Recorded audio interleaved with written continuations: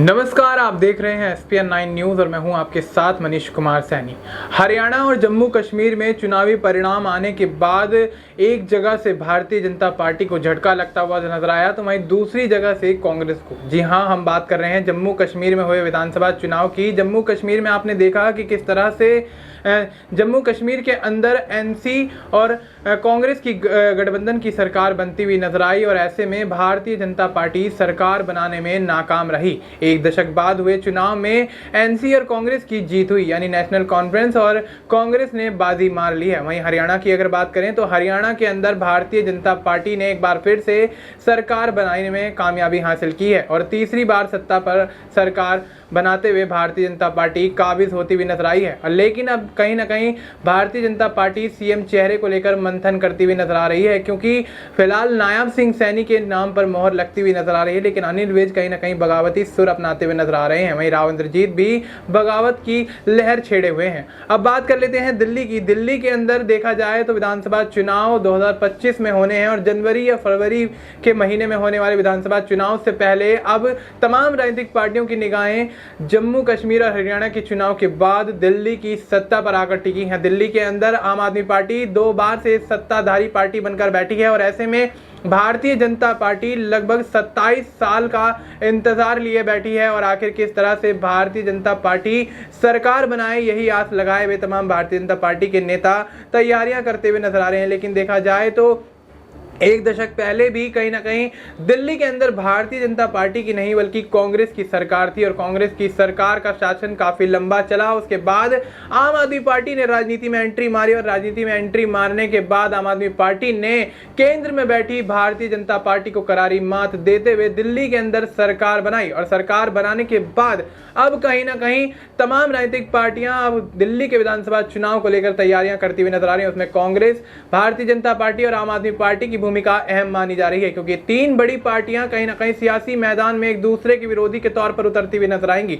लेकिन देखा जाए तो लोकसभा चुनाव के दौरान जिस तरह से इंडिया गठबंधन के माध्यम से कांग्रेस और आम आदमी पार्टी एक साथ चुनाव लड़ते हुए नजर आए, वहीं कांग्रेस के और आम आदमी पार्टी के विरोध में भारतीय जनता पार्टी उतरती हुई नजर आई और पिछले लोकसभा चुनाव की तरह ही भारतीय जनता पार्टी ने दिल्ली में 7 सीटों पर लोकसभा चुनाव में कब्जा किया और इंडिया गठबंधन के तहत चुनाव लड़ रही भारतीय जनता पार्टी के सामने आम आदमी पार्टी को और कांग्रेस को एक बड़ा झटका लगता हुआ नजर आया। लेकिन देखा जाए तो अब विधानसभा चुनाव को लेकर आम आदमी पार्टी भी जोरों शोरों से तैयारियां करती हुई नजर आ रही है। इस बीच एक प्रेस कॉन्फ्रेंस के दौरान राज्यसभा सांसद और आम आदमी पार्टी के नेता संजय सिंह ने किस तरह से भारतीय जनता पार्टी पर निशाना साधा और 27 साल से सत्ता का इंतजार कर रही भारतीय जनता पार्टी को किस तरह से घेरते हुए नजर आए और साथ ही अरविंद केजरीवाल के मुख्यमंत्री पद त्यागने के बाद, आतिशी के मुख्यमंत्री बनने के बाद अरविंद केजरीवाल ने जब सरकारी आवास को खाली किया तो उसके ऊपर भी कहीं ना कहीं दिल्ली के अंदर राजनीति गर्माती हुई नजर आई और कांग्रेस और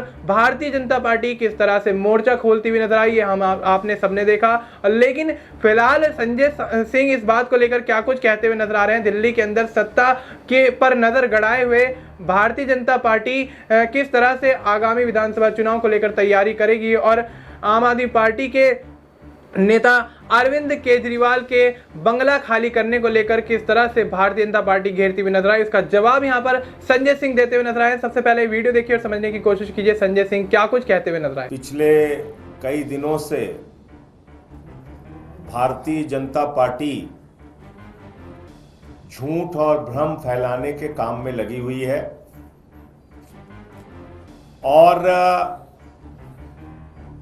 कई हथकंडे दिल्ली में अपनाए उन्होंने। हमारी पार्टी को तोड़ने का प्रयास किया, चुनाव लड़ रहे, 3 बार से चुनाव हार रहे, 27 साल से भारतीय जनता पार्टी दिल्ली में चुनाव हार रही। तो जब चुनाव हार गए तो प्रयास किया आम आदमी पार्टी को खत्म करो, अरविंद केजरीवाल को खत्म करो, इनके विधायकों को तोड़ो, इनके नेताओं को तोड़ो। उसमें भी फेल हो गए। अब जब जीत नहीं पा रहे हैं तो कह रहे मुख्यमंत्री आवास पे कब्जा कर लो। तो मुख्यमंत्री के आवास पे कब्जा करने की नई लालसा और इच्छा, क्योंकि मुख्यमंत्री तो बना नहीं पाते, 17 साल से चुनाव हार रहे हैं, 27 साल से। 27 साल का वनवास बहुत बड़ा वनवास होता है। 27 साल से भाजपा ही चुनाव हार रहे हैं, तो अब वो मुख्यमंत्री के आवास पे कब्जा करना चाहते हैं। और ये बात मैं क्यों कह रहा हूं? केजरीवाल साहब ने घर खाली कर दिया, उसको लेके इन्होंने दुष्प्रचार फैलाया। ये वो प्रमाण पत्र है जिसमें साफ तौर पे लिखा है कि अरविंद केजरीवाल जी ने घर को खाली कर दिया।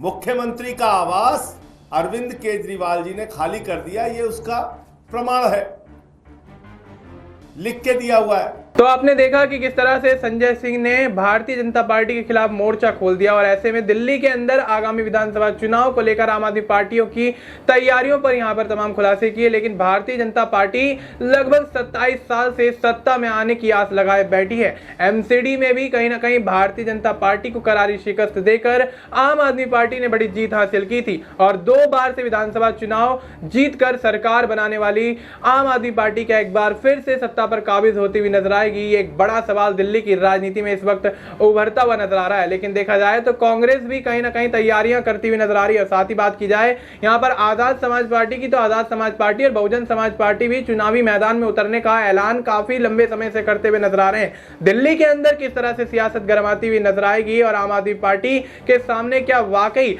आजाद समाज पार्टी, बहुजन समाज पार्टी, कांग्रेस और भारतीय जनता पार्टी टिकती हुई नजर आएंगी या फिर एक बार फिर से आम आदमी पार्टी सत्ता में दिल्ली के अंदर काबिज होती हुई नजर आएगी। और ऐसे में अरविंद केजरीवाल क्या एक बार फिर से मुख्यमंत्री बनते हुए नजर आएंगे? क्योंकि आतिशी को जब मुख्यमंत्री पद का यहां पर जिम्मेदारी सौंपी गई थी तो कहीं ना कहीं आम आदमी पार्टी के तमाम बड़े नेता, आतिशी खुद ये कहती हुई नजर आई थी कि मुख्यमंत्री जो दिल्ली के अंदर अगले विधानसभा चुनाव में होगा वो अरविंद केजरीवाल स्वयं होंगे। लेकिन अरविंद केजरीवाल ये दावा करते हुए नजर आए थे कि उनके ऊपर जो इल्जाम तमाम यहां पर लगे हैं शराब नीति मामले को लेकर, साथ ही मनीष सिसोदिया और संजय सिंह जिस तरह से इस मामले में कहीं ना कहीं फंसते हुए नजर आए, तो तमाम जो इल्जाम इन 3 नेताओं पर लगे हैं अगर वो यहां पर साबित हो जाते हैं तो कहीं ना कहीं अरविंद केजरीवाल अब दिल्ली के अंदर सत्ता में कोई बड़ा पद संभालते हुए नजर नहीं आएंगे। अरविंद केजरीवाल के साथ मनीष सिसोदिया और संजय सिंह को भी कोई बड़ी जिम्मेदारी आम आदमी पार्टी नहीं सौंपेगी। लेकिन जब तक यहां पर आरोप सिद्ध नहीं हो जाते या फिर पूरी तरह से मामला